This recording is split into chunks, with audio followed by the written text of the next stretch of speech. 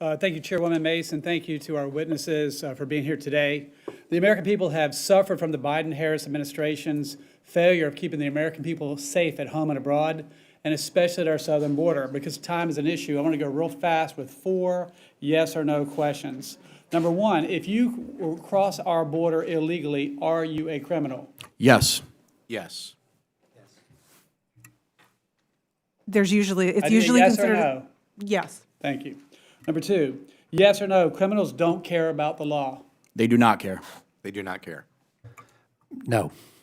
I don't think I can say yes or no to that. It depends on the person. See what we're working with. All right, number 3, this statement, you agree with it, yes or no? Police are good, criminals are bad, and victims are important. Yes, absolutely. 100% yes. Yes. Again, like see people what are we're- complicated, I see what we're but dealing generally, yes. All right, number 4, last one. Trump is more effective at securing our southern border than the Biden administration, yes or no? Yes. Yes. Yes. I don't have the information to answer that. Interesting. The past 4 years of Biden, our border has been an open door. And for the folks that support the Biden administration, illegals have come here. They say that illegals have come here for a better life, but they started off as a criminal, and they have been they started off breaking our law. We talked about the 12-year-old Jocelyn earlier. We talked about Lake and Riley. These illegal aliens have been robbing, raping, and killing the American people. And I heard one of the witnesses talk about, hey, the Trump policies could cause people to be hurt or die. What about the American people that have been robbed, raped, and killed? I don't see anyone on the other side talking about that. They tore down our border wall that was placed specifically by our Border Patrol, where it was the most dangerous to protect the American people. And under the Biden administration, they removed that wall. And I have heard, and this is a yes or no, I guess, I've heard that we had electronics on that wall, so it wasn't just a steel wall, and the Biden administration refused to put those electronics, use those electronics, and they actually tore them down. Is this information true? Yes. That's my understanding.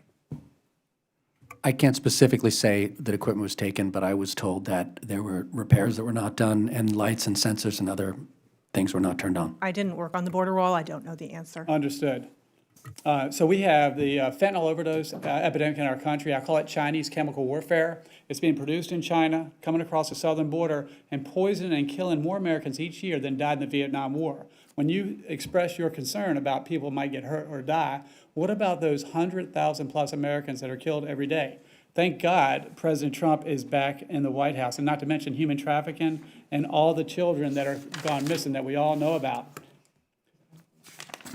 Data shows that border encounters have decreased by 66% compared to January 2024. However, again, millions of illegal aliens are, who were released by the Biden administration are still in our country.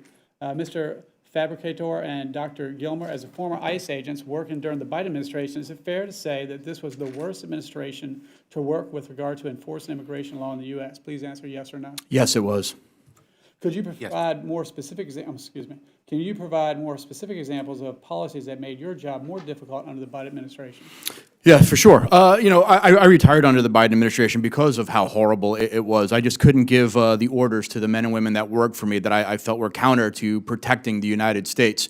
One of those was just a system that they had set up where, as a supervisor, when agents would put information in the system, it was so tiered that we couldn't allow these agents out onto the street to actually make arrests. They were limiting the arrests that we were making. Dr. Gilmore, running out of time.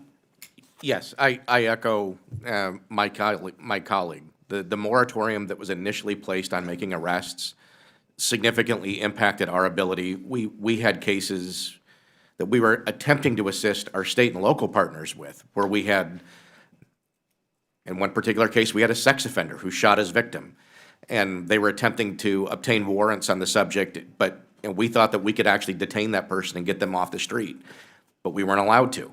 These policies that we're talking about today with the Biden administration, they are absolutely not serious about protecting our border or the American people at home and abroad. And thank God we have President Trump in the White House. I would ask both of you, Mr. Fabricator and Dr. Gilmore, what tools does Congress need to give ICE to achieve its mission? Very quickly.